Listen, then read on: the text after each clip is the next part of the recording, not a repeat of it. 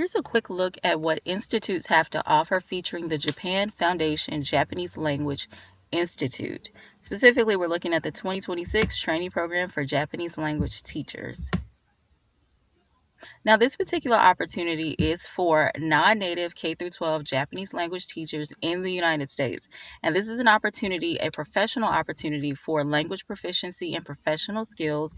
And as you can see, you have two opportunities to participate over the course of June and July. You're going to get that immersion in Japanese culture and society through the professional development things like lectures, workshops, and etc. Now, here are the benefits of this opportunity: single room accommodation, meals provided, all of your curriculum related expenses, insurance, and round trip economy airfare from the nearest airport near you. An in-kind allowance is also provided as well.